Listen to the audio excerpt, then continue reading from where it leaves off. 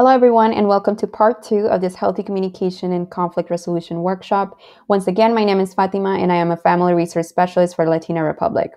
In the second part, we'll go over some techniques for anger management, as well as de-escalation and arguing productively. Make sure you have some note-taking supplies, and feel free to pause the video to annotate any techniques that may be useful to you. First, let's go ahead and define anger.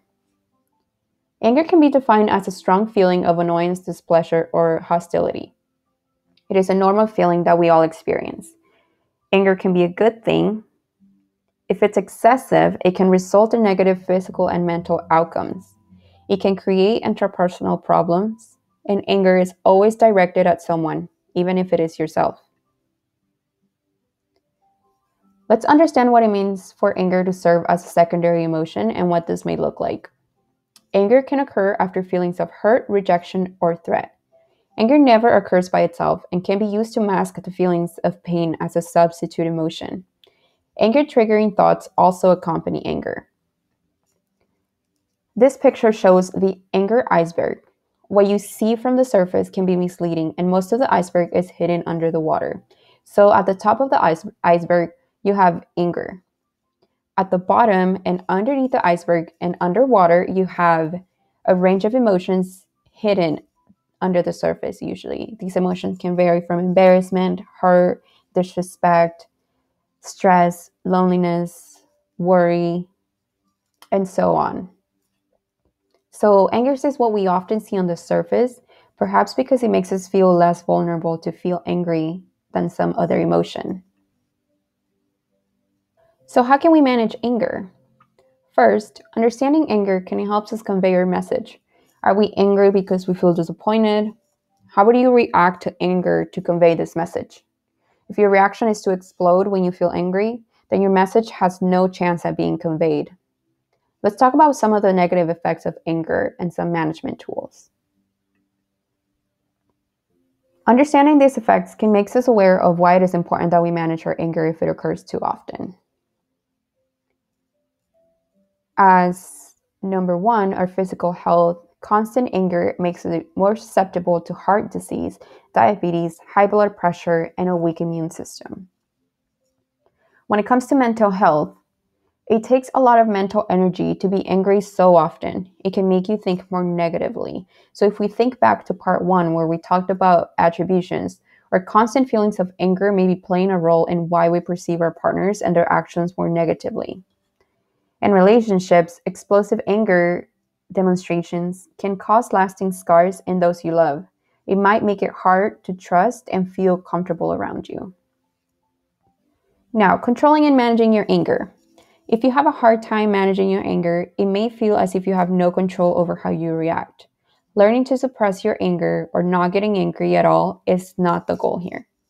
Instead, we want to learn to understand anger and how to express it in a healthy and productive way.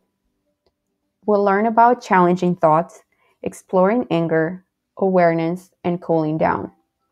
But remember, this will take work, but the more you practice, the easier that it's going to be. Tip number 1 to challenging our thoughts is thinking differently. When you feel that your partner has done something that angers you, think about what they might have done or why they might have behaved in the way that they did. Try your best to think of them in a positive light. Anger is more about how you interpret a situation and less about what others do to you. It may also be important to recognize unhelpful thinking patterns. These are all or nothing thinking, sometimes called black and white thinking. If I'm not perfect, I have failed. Either I do it right or not at all. Mental filters, only paying attention to certain types of evidence. Noticing our failures but not seeing our successes. And these are most of the times negative types of evidence. Next, we have jumping to conclusions. There are 2 key types, mind reading and fortune telling. Mind reading is imagining that we know what others are thinking, and fortune telling is predicting the future. So for example, saying, I know my partner thinks I'm angry all the time and they will leave me. In that case, you're using both types of jumping to conclusions. Overgeneralizing is seeing a pattern based upon a single event or being overly broad in the conclusion that we draw. Be aware and cautious when using the words everything, always, nothing, ever when referring to things that our partners do that bother us. Disqualifying the positive. This is discounting the good things that have happened or that you have done for some reason or another. Yeah, that doesn't count. Magnification, which is catastrophizing and minimization. Blowing things out of proportion or inappropriately shrinking something to make it seem less important. Emotional reasoning. Assuming that because we feel a certain way, what we think must be true. For example, I feel so angry, so I think I'm right in being rude and mean to my partner. Labeling.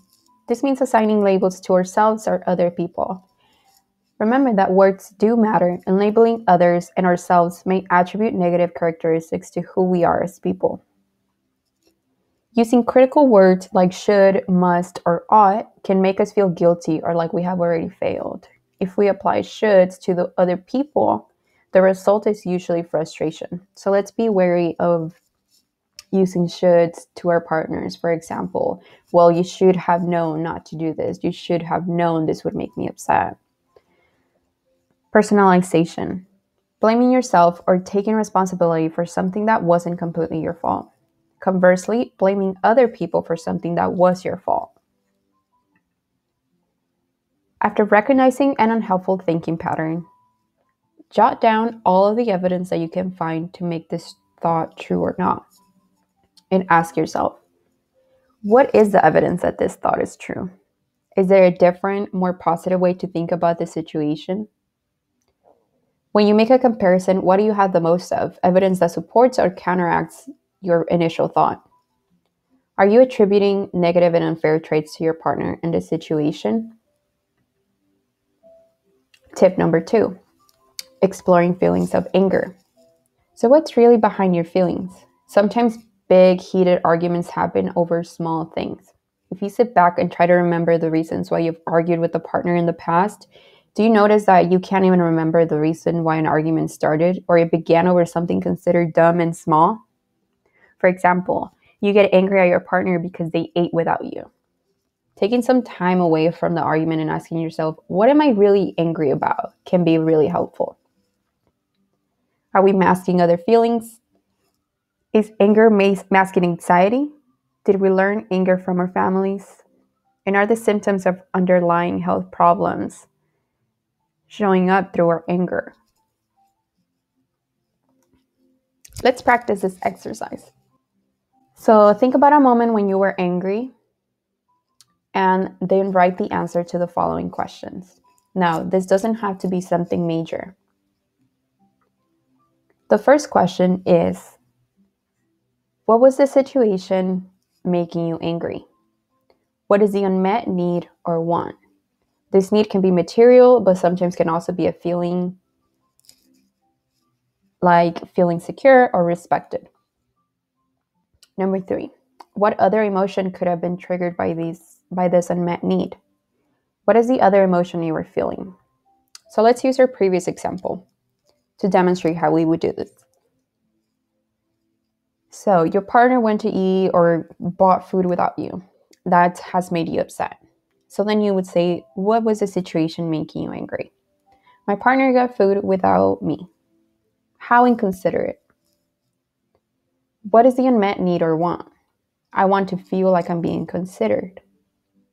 Number 3, what other emotion could have been triggered by this unmet need? I feel disappointed and hurt that my partner did not ask me, even though I would ask them. Now I won't have time to eat before work. What is the other emotion you are feeling? From number 3, you can observe that anger and disappointment and anger and hurt are other emotions that you were experiencing. So disappointment and hurt. Doing this exercise after an argument or situation where you feel angry can help you identify underlying feelings and express these when bringing it up to your partner, rather than just saying you're angry. This will make the conversation more productive and reduce the possibility of destructive conflict. Tip number 3, identifying triggers and anger warning signs. Paying attention to physical signs of becoming angry may allow you to take the steps you need to manage your reaction before becoming too angry. Some signs may be feeling flushed or hot, clenching hands or jaw, seeing red, this is known as rage, a pounding heart, tenseness. Some events may induce your anger. Identifying these can help you avoid them or find ways to lessen their impact. Events in the environment can look like people, places, times of day, situations, etc. So, for example, every time you vent with your friends about your relationship, they have very negative opinions about your partner, even if you are at fault for certain things. And you come back home feeling angry at your partner. Perhaps the solution here is to only vent about your relationship to friends who can be neutral or keep your relationship a bit more private, at least from those who plant seeds of resentment towards your partner. Now let's practice how we identify some of these emotions. An anger diary can help you track symptoms and those emotions that accompany anger. Being aware of how anger works can help us make changes. And that's all that you will be doing with this anger diary. So, in a table or a chart, you will keep track of the day of the week, how many times you got angry, what was the situation. On a scale of 1 to 10, what was the angriest you got? What were 3 symptoms that you experienced? And what did you do when you were the angriest? What were the actions? Let's try an example. The day of the week was Friday. I got angry 3 times. I was angry because I was late to work, my partner criticized my outfit, and there was traffic. 7 is the angriest that I got. Some of the symptoms that I experienced were tense shoulders, a headache, and lost focus. And when I was the angriest, I yelled at my partner and I threw my phone. Remember to try and write this out instead of just saying it out loud so that it has an impact in what we're doing. This journal allows you to focus on yourself and not others. It will help you spot the difference between feelings and reactions. Take time to practice this by using 15 to 20 minutes out of your day to write down the event that has made you angry. This diary is meant to be used every day or every time you get angry. If you miss a day, just keep going and complete it the next day. Tip number 4, keeping your anger in check. Some of the techniques that you can do to cool down are deep breathing, closing your eyes and focusing on your breathing. Using your abdomen, get as much air into your lungs as possible. Doing this at least for 5 minutes can counteract tension. Try to start moving. This can help you release energy and come back to the issue with a calm mind. A simple walk around the block or taking 20 steps back and forth while focusing on the sensation in your feet will do the trick. Taking a break. Remove yourself from a situation if you feel like you're starting to get angry or lose control. Taking a step back from the situation and practicing the techniques above can diffuse conflict from escalating.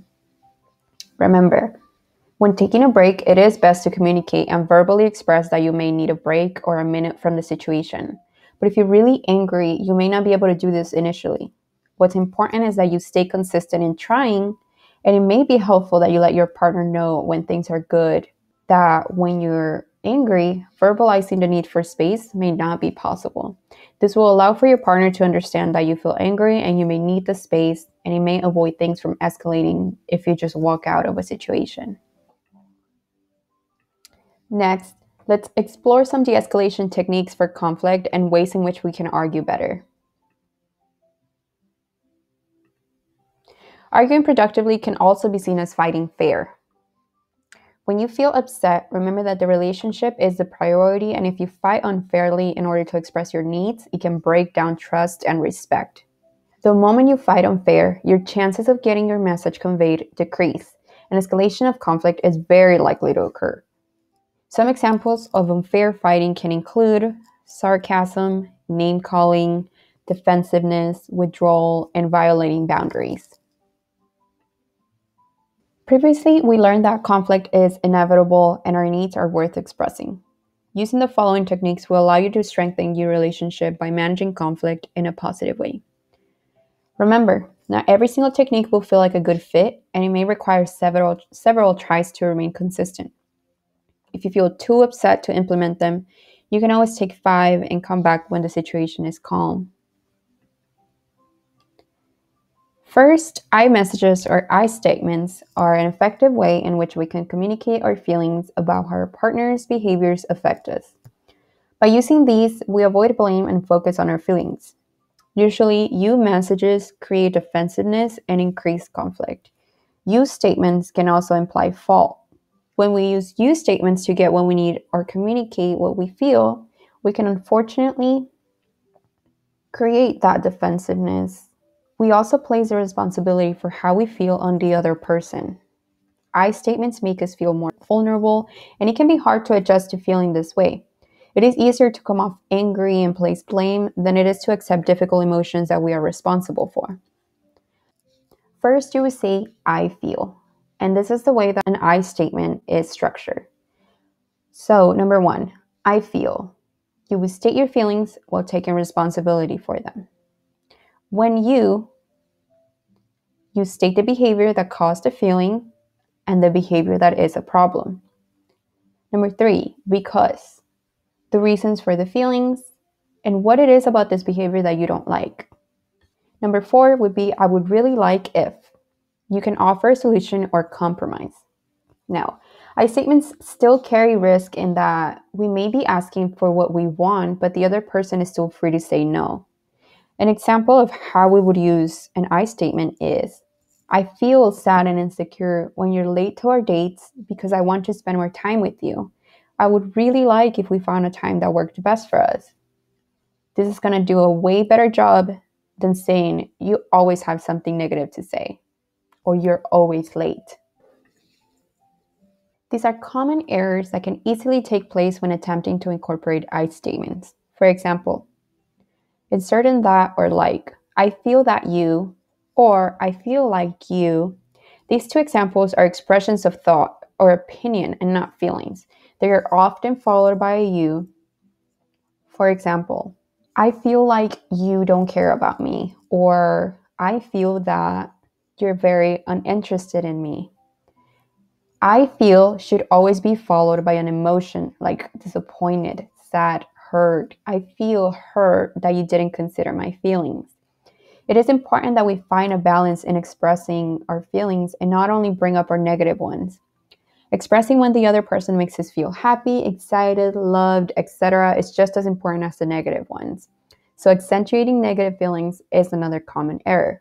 Also, undershooting intensity of your feelings. It is useful to think of anger as a secondary emotion.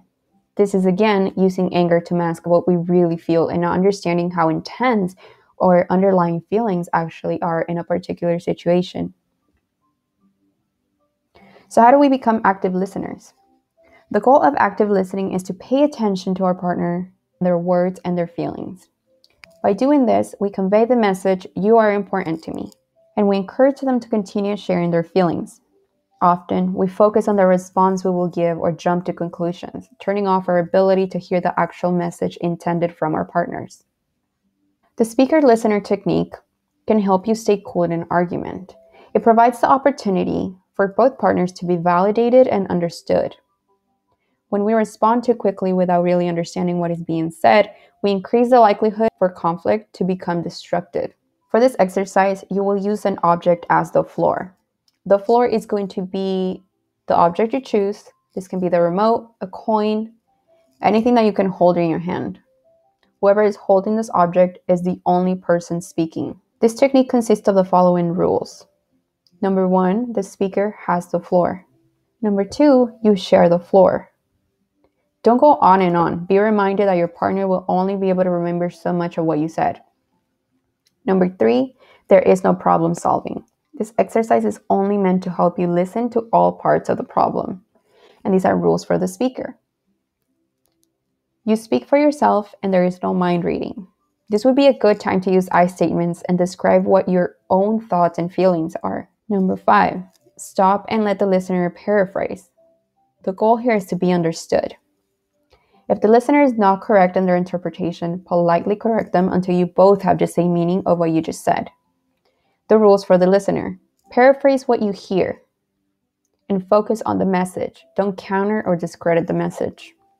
While you're paraphrasing, you don't have the floor. You're only saying in your own words what you understood from the other person. Your thoughts and opinion will come later when you have the floor. This may feel awkward and abnormal, but it is a safe way to communicate about sensitive issues. If you get to manage conflict in this way and come up with a solution, this argument or discussion will most likely be good for the relationship. When attempting to speak assertively, do understand that both yours and your partner's beliefs are important. Don't assume that your needs are more or less important. Relax your posture and movements. Don't shrug, roll your eyes, look down, or take an aggressive stance. Do feel comfortable to express an opinion, but also be open-minded to listen to your partners. Avoid expressing your opinion or agree with everything, or expect your partner to always agree with you. Apologizing effectively. When apologizing, we sometimes try to avoid blame by giving apologies that create hurt and resentment in our partners. Apologizing is important because we show regret for our actions and allows potential healing by recognizing that our actions have hurt our partner. No one likes to feel like their partners are okay with hurting them. So here's how you can effectively apologize. Number 1, you acknowledge the offense. Number 2, you provide an explanation. Number 3, you express remorse. And number 4, you make amends. I'm sorry you feel hurt. This is not an effective apology, as it minimizes the feelings of the offended person and fails to acknowledge the offense. Recognize who was harmed, who was responsible, and the nature of the offense. Sometimes explaining why we did something can help us convey intent. Avoid saying, "This is not like me," as it takes away responsibility for your actions. When thinking of reparations, take into consideration what would support the offended party rather than what would make you feel better. Feeling bad about yourself, for example, may alleviate guilt for you, but it won't benefit the offended person. An example of an effective apology could be, "I'm sorry for saying those things that were hurtful to you. I will do my best to not repeat that action again or to not talk to you in this way." Now, setting boundaries. First, learn your own as well as your partner's boundaries. Come up with boundaries as a couple in case of conflict, and be clear when one of you crosses over a boundary. Make time to talk about boundary setting. Exploring your boundaries before you enter a relationship can actually be very helpful and insightful, since it will let you understand what you will not accept, and you can communicate that early in the relationship rather than when things come up in the future. You always have the right to stop the conversation and say, "Please don't do," or "Please don't say." Remember that your boundaries can change, but be respectful and plan ahead in how you ask for what you want. Sometimes your boundaries will align with your partner's, but sometimes they will be unique to you or them. You never have to compromise about your boundaries, but in listening to your partners and in listening to their needs, give and take may come up and you need to be considering of compromise. Lastly, be realistic about your expectations. Media, social media, and society can create many unrealistic expectations for how we manage our relationships. When things get rough around conflict with your partner, remember that relationships do take a lot of work. And if you feel like the benefits in your relationship outweigh the cost, don't give up and continue to create habits that will allow you both to move in the direction you desire. Working hard to maintain your relationship or even having really bad arguments does not mean that the relationship is doomed. In fact, getting through bad communication habits can be an opportunity to grow and get closer together. Healthy communication skills take time. Practice, practice, practice. Give the relationship, your partner, and yourself credit every time you try any of these techniques. And with that, we come to the end of our Healthy Communications Conflict Resolution Workshop. Thank you for watching these videos, and I hope that some of the techniques talked about can be helpful in your relationship and how you manage conflict. The fact that you sat through this video and that it caught your attention means that you are proactive in finding ways to better your relationship. I encourage you to continue to become self-aware and practicing healthy communication with your partner and others around you. For any feedback, comments, or question, our website is latinarepublic.org, where you can find all of our communications. Again, thank you for watching, and I wish you the best of luck in incorporating healthy communication habits and conflict resolution. Bye.